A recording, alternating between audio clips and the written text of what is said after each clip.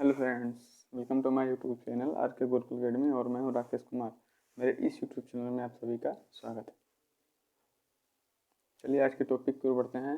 आज का मेरा टॉपिक है कि एमटीसी क्या होता है, एमटीसी क्या होता है और एमटीसी कितने प्रकार का होता है, एमटीसी काम कैसे करता है। समझ रहे हैं आप?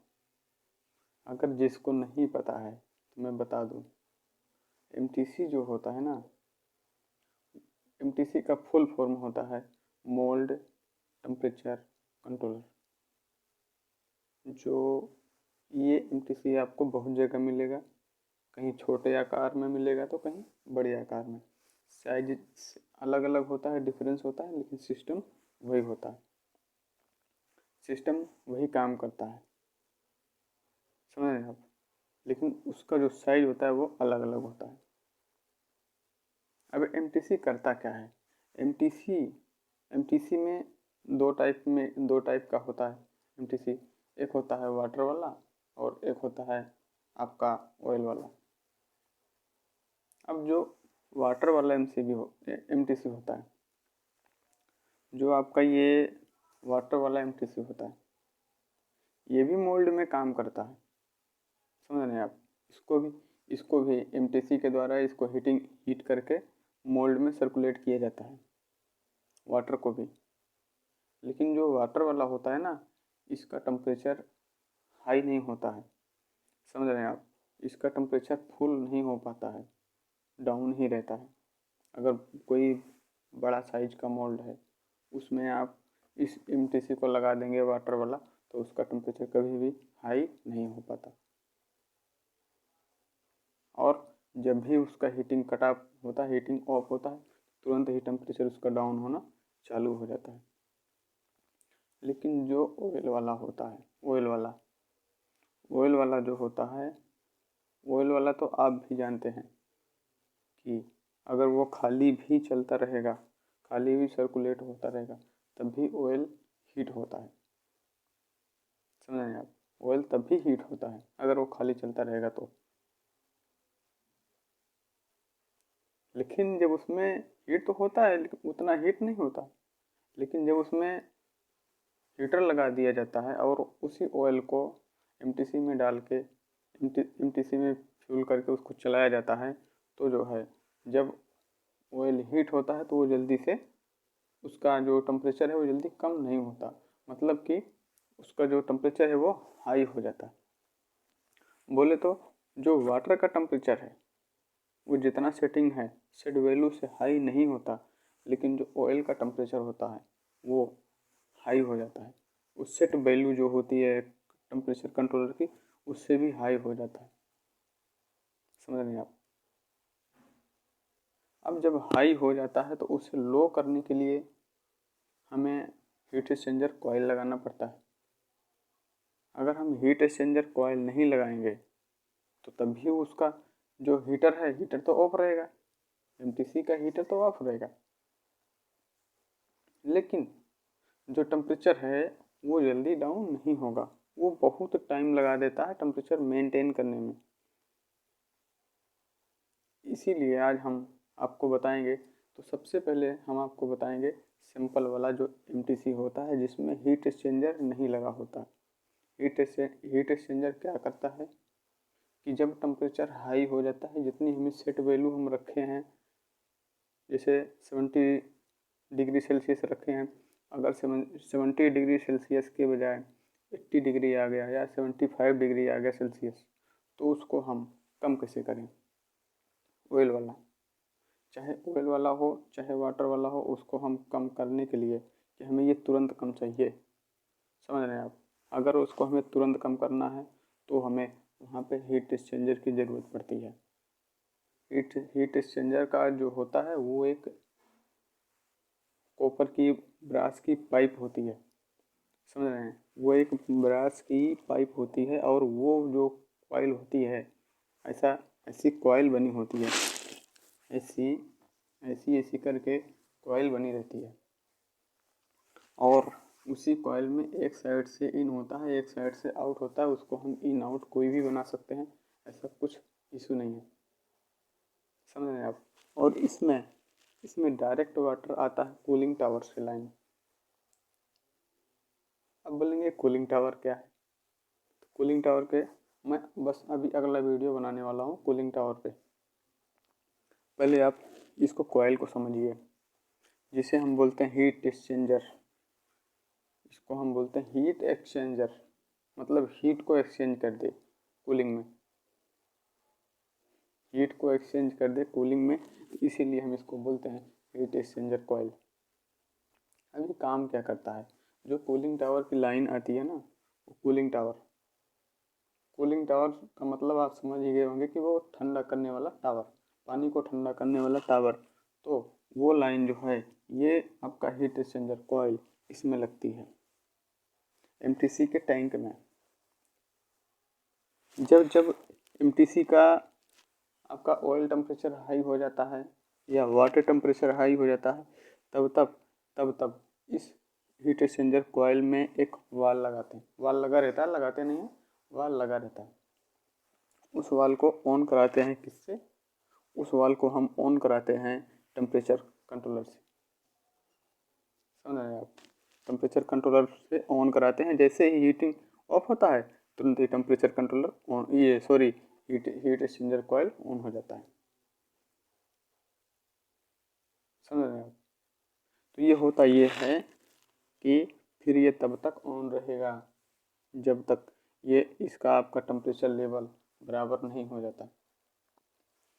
यहाँ से पानी जाता रहेगा अंदर इसी कॉइल में, और इसी कॉइल के थ्रू जो है पानी बाहर निकलता रहेगा।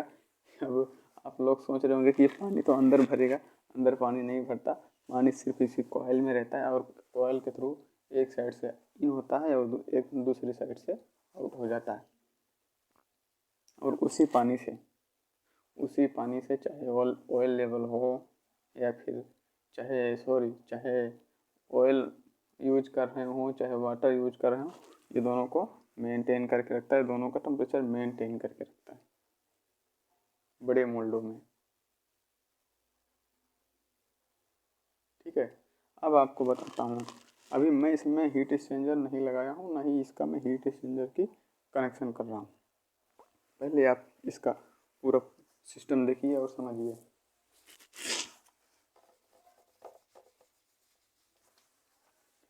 आपका ये हो गया टेम्परेचर कंट्रोलर। अब आपका ये टेम्परेचर कंट्रोलर हो गया,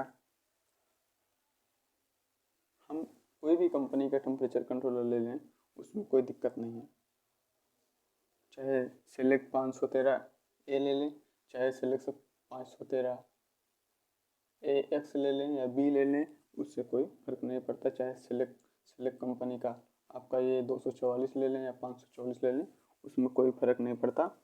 ठीक है, लेकिन जो इसकी वायरिंग है, आज हम इसकी वायरिंग को समझते हैं कि दो कॉन्टेक्टर हैं, ये कॉन्टेक्टर नंबर 1 तो कॉन्टेक्टर नंबर 2, और आपका ये एक टाइमर और एक पंप है, एक यहाँ पे पंप लगा हुआ है। अब ये पंप काम क्या करता है, ये पंप जो है टैंकी में, जो एमटीसी में टैंक होता है ना, उसका जो पानी हीट होता है वो पानी पहुँचाता है पाइप के थ्रू मोल्ड में पहुँचाता है, मशीनों में पहुँचाता है।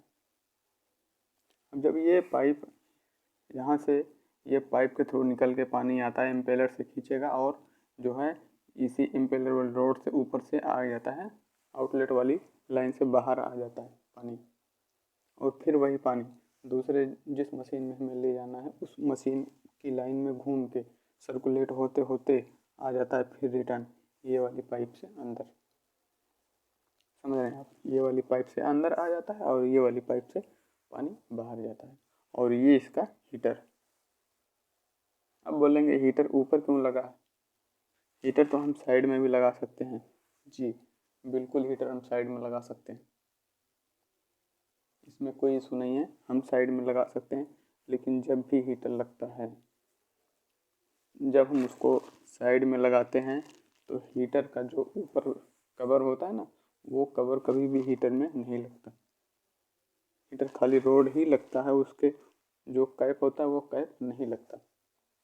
अगर हम हीटर को साइड में लगा देंगे, अगर हीटर को हम साइड में लगा दें या नीचे से लगा दें तो उसको बनाने में तो आसानी हो जाएगी, उसको बनाने में आसानी हो जाएगी, लेकिन फिर हमें यहाँ पे कैप लगाना पड़ेगा, कैप लगाना पड़ेगा। और उतना तेज़ जो है ये हीटर हीट तो होगा, लेकिन जो ऑयल होगा इसमें, जो वाटर होगा वो हीट नहीं होगा,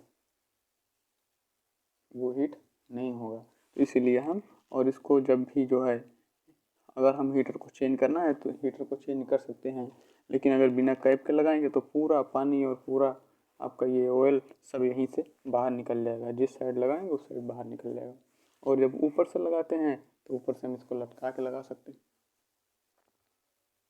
समझ रहे हैं आप, इसको हम लटका के लगा सकते हैं। जब लटका के लगाएंगे तब भी कोई दिक्कत नहीं है, पानी अपना इसमें रहेगा, वाटर रहेगा, ऑयल रहेगा, तो वो हीट होता रहेगा, ठीक है। लेकिन खतरा इसमें अब ये है कि जब भी, अगर चाहे ऑयल हो या वाटर हो, जब भी उसका ऑयल लेवल कम हो जाए, हीटर को ऑफ होना ज़रूरी है, समझ रहे हैं। हीटर को तुरंत ही ऑफ होना चाहिए। अगर ये हीटर तुरंत ऑफ नहीं हो रहा है तो ये, अगर खाली चलेगा हीटर तो ये हीटर जल जाएगा।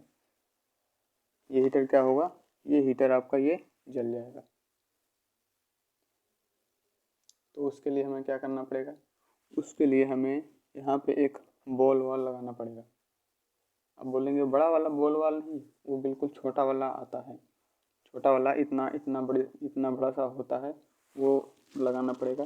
जैसे वो अप डाउन होगा, वाटर लेवल अप डाउन होगा, ये सिग्नल देता रहेगा। किसको देगा, किसी भी हम एक इंडिकेटर में सिग्नल ले सकते हैं, वाटर लेवल लो का, वाटर लेवल लो का सिग्नल ले सकते हैं। यहाँ पे हम कोई भी एक बजर लगा सकते हैं, जैसे वाटर लेवल कम होगा तुरंत बजर जो है ऑन हो जाएगा, पता चल जाएगा कि हाँ वाटर लेवल कम हो गया, ठीक है। ये हो गया। और अब हम देखते हैं, एक एमसीबी है, उसमें 4 पोल के एक एमसीबी लगाना है, और ये एक ओवरलोड रिले है, जिससे कि हमें मोटर की सेफ्टी भी देखना है, और जो है हमें इंडिकेशन भी ऑन कराना है, ठीक है। और ये एक कॉन्टेक्टर है हीटर का। अब इसका हम करते हैं वायरिंग। तो सबसे पहले क्या करेंगे, तो यहाँ पे एमसीबी ले लेते हैं और रोटरी स्विच ले लेते हैं, ठीक है, कोई भी ले लेते हैं एक।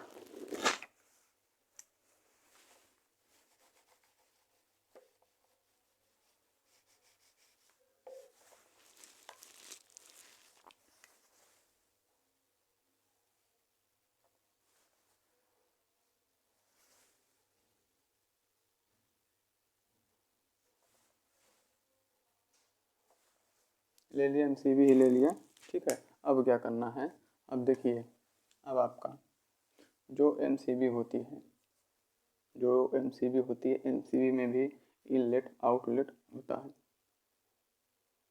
जब भी एमसीबी को लगाएं आप, कोई भी एमसीबी हो, 4 पोल, 3 पोल, सिंगल पोल, डबल पोल, कोई भी एमसीबी हो, एमसीबी को हमेशा उसके एमसीबी के नीचे से, जो बाइक साइड से होता है पॉइंट, कनेक्शन पॉइंट, वहाँ से देना चाहिए। तो मैं इसको नीचे से दे रहा हूँ सप्लाई। ये आपका एक न्यूट्रल हो गया, ठीक है। और R phase neutral, R face,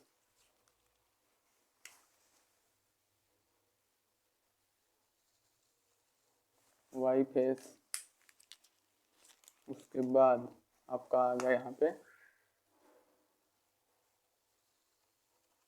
B face, ठीक है। अभी ये जो है फोर वायर हो गया, ठीक है, न्यूट्रल, एक न्यूट्रल है और 3 फेस है आपका।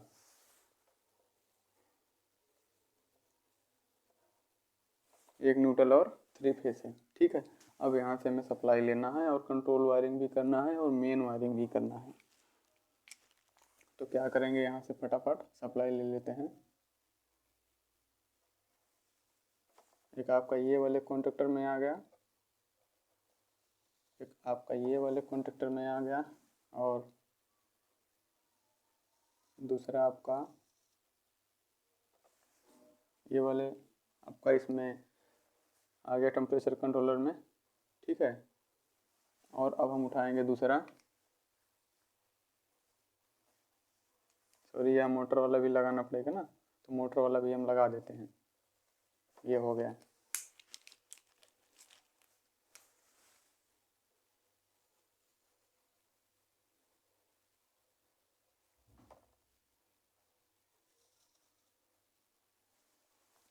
ठीक है, ये हो गया।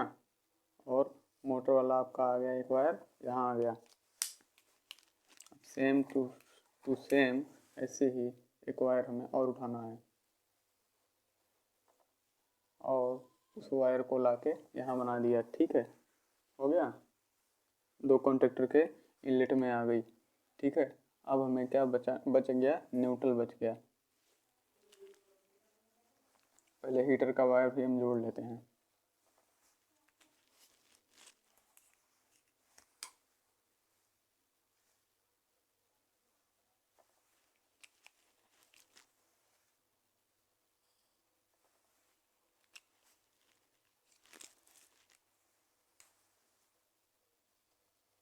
ये आ गया हीटर का वायर, हीटर का वायर हो गया। ठीक है, कॉन्टेक्टर नंबर 1 से और कॉन्टेक्टर नंबर 2 से आ गया आपका जो है ये ओवरलोड रिले के थ्रू निकल के मोटर में, 3 फेज सप्लाई मोटर में आ गई। ठीक है, अभी इसका हो गया पावर सर्किट। अभी पावर सर्किट हो गया, अभी नहीं हुआ, अभी एक बचा हुआ है आपका न्यूट्रल।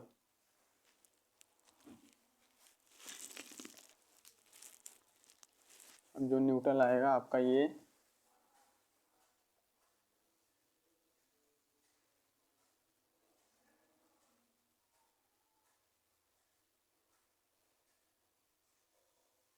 आ गया न्यूट्रल आपका। ठीक है, और यही न्यूट्रल आपका निकल के यहाँ आ जाएगा। ठीक है, एक न्यूट्रल आपका इसमें आ गया है, दोनों तीनों में चला गया न्यूट्रल। अब वही न्यूट्रल आपका घूम का आ जाएगा यहाँ पे।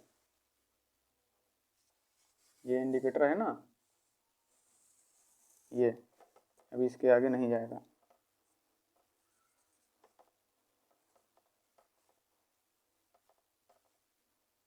ये आपका मोटर ऑन इंडिकेटर, और ये आपका मोटर ट्रिप इंडिकेटर, और ये आपका जो है टेम्परेचर टॉलरेंस, मतलब टेम्परेचर अगर कम ज़्यादा हो रहा है तो उसका है। और ये आपका जो है ऑयल लेवल लो है, अगर ऑयल लेवल से कम हो गया तो उसका है। ठीक है, ये आपका न्यूट्रल आ गया सब में। अब आगे हमको इसमें न्यूट्रल की ज़रूरत नहीं है। अब इसकी हमें करनी है क्या, वायरिंग। कैसे वायरिंग करना है आपको बताता हूँ मैं। इसमें आएगा डायरेक्ट, अगर हमें यहाँ पे फ्यूज लगाना है या एमसीबी लगाना है तो हम लगा सकते हैं, इससे कोई इशू नहीं है। ठीक है, अब हमें क्या करना है कि इसी फेस को उठा के आपका 4 नंबर जो रिले नंबर 1 है और 6 नंबर में देना है, 4 और 6।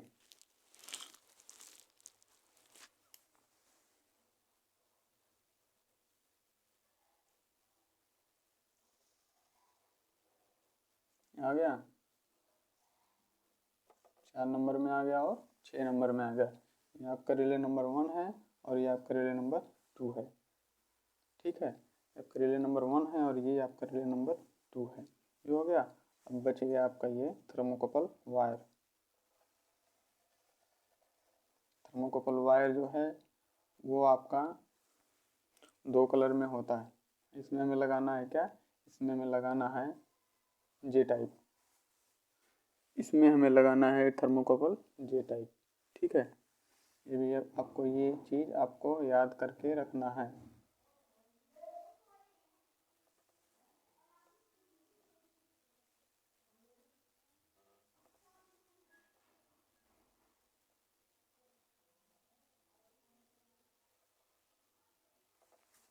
ठीक है, ये हो गया आपका प्लस माइनस और ये हो गया आपका थर्मोकपल। ठीक है, थर्मोकपल लग गया, ये हो गया। अब जो है क्या करना है हमें, अब हमें ये करना है कि अभी अब ये water level, sorry water temperature sense कर रहा है, चाहे ये वाटर टेम्परेचर हो यहाँ इसमें हम ऑयल डाल दें। अगर ऑयल डालेंगे तो पूरी तरीके से उसमें पैकिंग लगी होनी चाहिए। अगर पैकिंग नहीं लगेगी तो पूरा ऑयल बाहर निकल जाएगा। चाहे हम इसमें वाटर यूज करें या ऑयल, ठीक है, वो उस टैंक के ऊपर होता है। वो जो टैंक होता है ना एमटीसी का, उस टैंक के ऊपर होता है। उस टैंक में हम क्या डाल सकते हैं, वाटर डाल सकते हैं या ऑयल डाल सकते हैं, ठीक है, उसके बनावट के ऊपर होता है। अब हमें क्या करना है कि अभी यहाँ तक हो गया। अब हमें ऑन कराना है एक हीटर का कनेक्शन।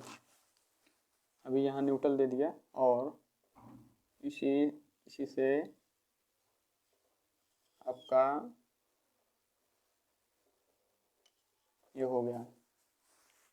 जो आपका ये रिले नंबर 1 है, इसी टेम्परेचर कंट्रोलर में 2 रिले हैं, समझ रहे हैं आप। इसी टेम्परेचर कंट्रोलर में 2 रिले है। रिले नंबर 1 से हीटर को ऑन ऑफ कराना है, समझ रहे हैं। रिले नंबर 1 से एक रिले से हीटर को ऑन ऑफ कराना है। अभी मैं हीटर का कनेक्शन कर दिया। अभी हीटर का इसका कॉन्डक्टर का कनेक्शन कर दिया। अब यहाँ से जब इसका टेम्परेचर कम होगा, अगर हम 1 नंबर वाले रिले की प्रोग्रामिंग करेंगे तो वो जो है उसी 1 नंबर वाले रिले के हिसाब से ही इसका 1 नंबर रिले काम करेगा। जो हम 1 नंबर वाले रिले में प्रोग्रामिंग करेंगे उसी हिसाब से यह काम करेगा, ठीक है। अब ये हो गया। अभी इसमें मैं कोई हीट एक्सचेंजर नहीं लगाया हूँ। अगर मैं इसमें हीट एक्सचेंजर लगाता हूँ तो बिल्कुल सिंपल है, बिल्कुल सिंपल है। जब भी हीटर ऑन होगा या हीटर ऑफ होगा तो इसी हीटर वाले कॉन्टेक्टर से जो इसमें एक एनसी लगाएंगे। चाहे तो हम हीटर वाले कॉन्टेक्टर से एनसी से वायर उठा लें, नहीं तो इसी टेम्परेचर कंट्रोलर के जिस पॉइंट से काम कर रहा है हीटर का कॉन्टेक्टर, उसी रिले वाले पॉइंट के एनसी से हम उठा लेंगे। जैसे 1 नंबर वाले में से काम कर रहा है तो 1 नंबर वाले में से एनसी से उठा के सीधा कहाँ ला के लगाएंगे, हम जो है एक कॉइल में लगा देंगे इसको। जैसे आपका ये हो गया हीट एक्सचेंजर कॉइल, और इसको डायरेक्ट ला के इसी में लगा देंगे। और ये कॉइल कहाँ लगेगी, ये कॉइल आपकी यहाँ पे लगेगी, सॉरी यहाँ नहीं लगेगी, इसके नीचे लगेगी। ये यहाँ पे लगेगी, ये कॉइल आपकी यहाँ पे लगेगी। और इसका भी ये कॉइल 220 वोल्ट की होती है और इसका एक न्यूट्रल दे देना है डायरेक्ट, और ये पॉइंट आपका ला के देना है एनसी में। बस यही बात समझ लो, हो गया। हीट एक्सचेंजर का इसका कनेक्शन हो गया और हीटर का कनेक्शन हो गया, समझ रहे हैं। अब क्या करना है, अभी तो ये हो गया, ठीक है, अभी तो ये सब हो गया। अब हमें करना ये है कि जब इसका ऑयल लेवल कम हो गया, ठीक है, जब इसका ऑयल लेवल कम हो गया तो उस टाइम हमें क्या करना है, उस टाइम हमें जो ये ऑयल आपका ये वाटर लेवल स्विच है, चाहे इसको आप वाटर लेवल स्विच बोलिए चाहे इसको लेवल स्विच बोलिए आप, मैं इसको लेवल स्विच ही बोलता हूँ, वाटर लेवल नहीं बोलूँगा, इसको मैं लेवल स्विच ही बोलता हूँ, ठीक है। इस लेवल स्विच में हमें एक फेस डायरेक्ट लेके आना है। अभी जैसे कि आपका ये आ गया, यही फेस है ना आपका, एक फेस डायरेक्ट आ गया, समझ रहे हैं आप। जब ये एक फेस डायरेक्ट आ गया तो अब यहाँ से जो हमें फेस उठाना है वो हमें क्या करना है कि आपका ये कौन सा है, ऑयल लेवल लो, ये ऑयल लेवल लो का दिखाएगा सिग्नल ना, तो हमें इसका ला के इसी में लगा देना है। जो ऑयल लेवल लो वाला आपका ये इंडिकेटर है, ये ऑयल लेवल लो वाला इंडिकेटर में ला के लगा देना है इसमें। और इंडिकेटर ऐसा लगाना है कि जो कि बजर और इंडिकेटर एक में ही हो,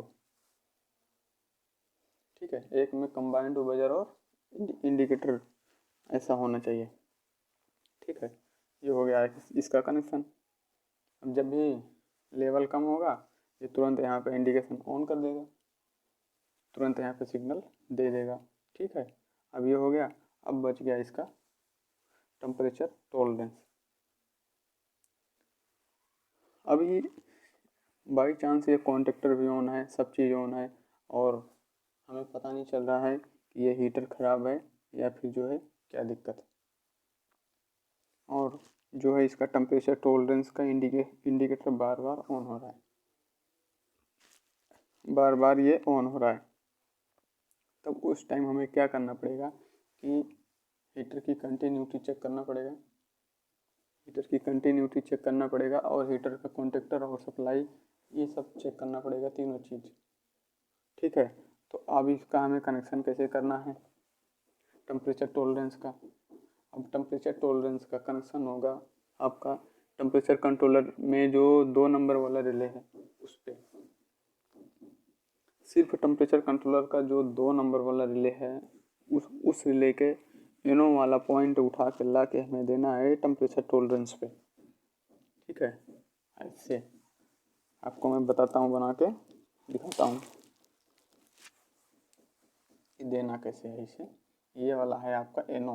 ठीक है, और इसी एनो पे ऐसे साइड से ला के दे देना है। ये हो गया टेम्परेचर टॉलरेंस।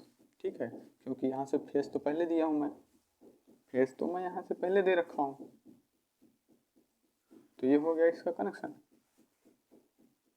ये हो गया आपका इसका कनेक्शन।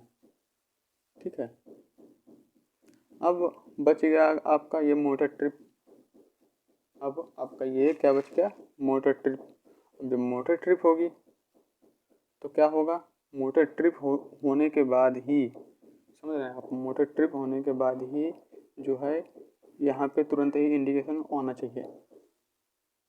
जैसे कि अब ये इंडिकेशन आएगा कैसे, अब ये इंडिकेशन आएगा आपका जो ये ओवरलोड रिले है, ओवरलोड रिले के इन वाले पॉइंट से, इन वाले पॉइंट से आपका ये यहाँ पे इंडिकेशन आएगा।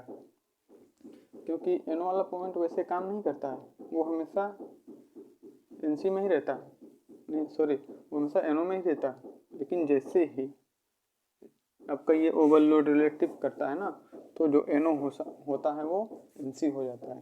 ठीक है, तो हमें इसका कनेक्शन करना है। अभी इसका कनेक्शन आपका बिल्कुल सिंपल है,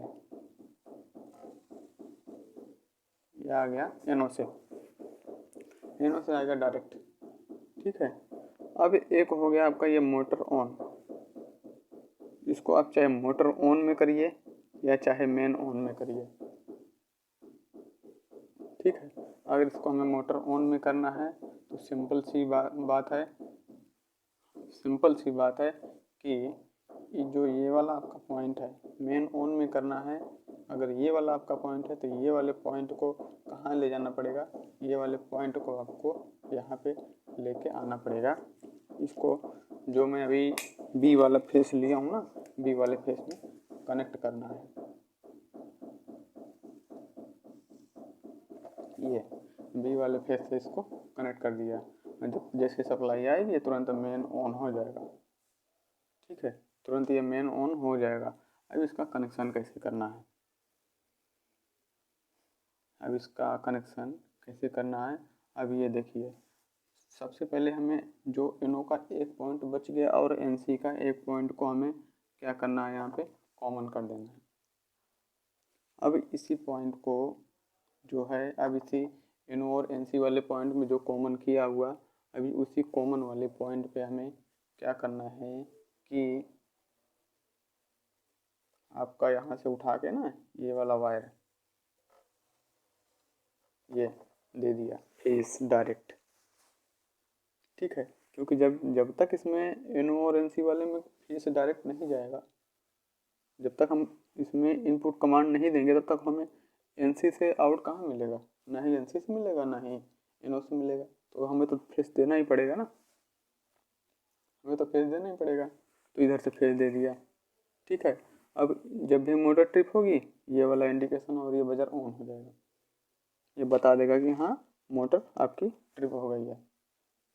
ठीक है, ये हो गया। अब क्या करना है, एनसी वाला बिल्कुल सिंपल है। एनसी वाले से उठा के हमें क्या करना है कि ये जो आपका मोटर वाला कॉन्टेक्टर है, मोटर वाले कॉन्टेक्टर में सप्लाई देना है। एनसी से उठा के ना आपका ये मोटर वाले कॉन्टेक्टर में सप्लाई देना है। ऐसा ऐसा हो गया, सप्लाई दे दिया इसमें। अभी ये सर्किट हो गई कंप्लीट। ठीक है, अब ये सर्किट हो गई आपकी कंप्लीट। अगर हीट एक्सचेंजर लगाना है, समझ रहे हैं आप, अगर हीट एक्सचेंजर लगाना है तो हमें फिर वही फंडा अपनाना पड़ेगा कि इसका जो जिस रिले से, जितना नंबर रिले से हीटर का कॉन्टेक्टर ऑन हो रहा है या हीटर कॉन्टेक्टर ऑन ऑफ हो रहा है, उतना नंबर रिले के एनसी से हमें हीट एक्सचेंजर वाली कॉइल को ऑन कराना है। बस सिंपल। क्योंकि जब जब हीटर ऑफ होगा, हीटर तो वैसे ऑफ होगा नहीं, जब टेम्परेचर हाई होगा तभी हीटर ऑफ होगा। तो जब हीटर ऑफ होगा तो तुरंत ही जो है ये आपका ये हीट एक्सचेंजर ऑन होना चाहिए। ठीक है, ये हो गया इसका पूरा वायरिंग। अब एक चीज़ और है, अभी मैंने क्या किया कि इसमें पूरे में कहीं भी बीच में कोई फ्यूज नहीं लगाया। फ्यूज लगाना ज़रूरी है, आप फ्यूज लगाइए या चाहे आप एक एमसीबी लगाइए, समझ रहे हैं, चाहे आप फ्यूज लगाइए चाहे आप एक एमसीबी लगाइए, लेकिन ये चीज़ लगाना बहुत ज़रूरी है। अगर ये हम इसमें फ्यूज नहीं लगाएंगे या एमसीबी नहीं लगाएंगे तो उससे खतरा क्या होगा कि जो है इसमें अगर कोई फॉल्ट हो गया या इसमें आपका दोनों कॉन्टेक्टर में या टेम्परेचर कंट्रोलर में कोई फॉल्ट हो गया तो डायरेक्ट मेन तो बंद हो जाएगा, लेकिन बाई चांस अगर मेन नहीं बंद हुआ, हल्का वायर लगा दिया आपने, मेन नहीं बंद हुआ, तो उस टाइम ये कंट्रोल वायरिंग तुरंत ही जल जाएगी।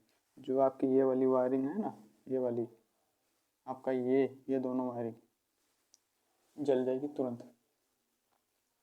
इसीलिए हमेशा सेफ्टी को ध्यान में रखते हुए क्या करना है, डायरेक्ट आपने जो ये फेस ले गया, आप ले गए ये वाला फेस बी वाला, चाहे आप बी वाला यूज करिए, चाहे बी चाहे आर चाहे वाई, तीनों में से कोई भी एक फेस यूज करिए, लेकिन उसमें हमेशा मेन के बाद आपका यहाँ पे कोई भी एक एमसीबी लगाना है, कोई भी एक ब्रेकर लगाना है, ज़रूरी है। ठीक है, अभी ये लगा दिया। मान लीजिए कि मैं यहाँ पे लगाऊंगा, यहाँ नहीं लगाऊंगा, यहाँ ऐसे ही कर देता हूँ जैसे इसका कनेक्शन था।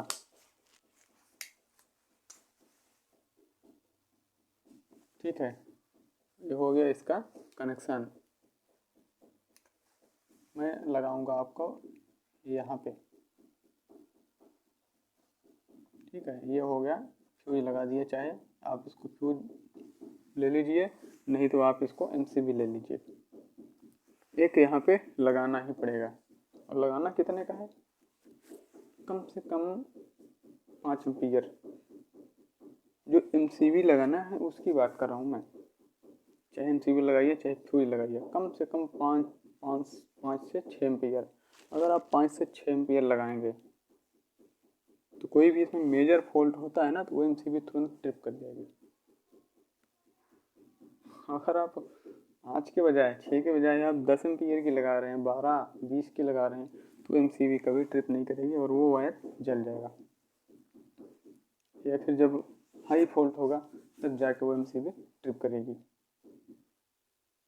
ठीक है, अब इसमें आपको क्या क्या सॉल्व हो गया, इसमें आप चाहे वाटर यूज कीजिए, मैं आपको बताया ना, चाहे आप इसमें वाटर यूज कीजिए चाहे आप ऑयल यूज कीजिए, वो होता है इसके टैंक के हिसाब से, इसके टैंक के बनावट के हिसाब से होता है। ठीक है, अब रही बात हीट एक्सचेंजर की, तो हीट एक्सचेंजर जो है हम डायरेक्ट भी चला सकते हैं, लेकिन जब भी हम डायरेक्ट चलाएंगे, अगर इसमें हम जब भी डायरेक्ट चलाएंगे बिना कॉइल के, तो आपका ये एमटीसी का जो हीटिंग टेम्परेचर है वो कभी भी ज़्यादा नहीं होगा, बल्कि हमेशा कम ही रहेगा, वैल्यू से कम रहेगा, वो ज़्यादा नहीं होगा। क्योंकि एक तरफ तो हीट हो रहा है और एक तरफ ये हीट हो रहा है और दूसरी तरफ ये कूलिंग टावर का लाइन जो है, ये कूलिंग टावर वाली लाइन चल रही है और ये ठंडा हो रहा है। फिर ये कहाँ से होगा? कभी बराबर ये हीट नहीं हो पाएगा। ठीक है, तो इस बात को ध्यान में रखना है। और आपको इसमें भी समझ में आ गया होगा, और ये डायग्राम भी बनाया हूँ मैं आपको, ये वाला डायग्राम भी आपका, ये जो है लेडर बनाया हूँ, इसमें भी समझ में आ गया होगा। ठीक है, मिलते हैं नेक्स्ट वीडियो में। जय हिंद, जय भारत।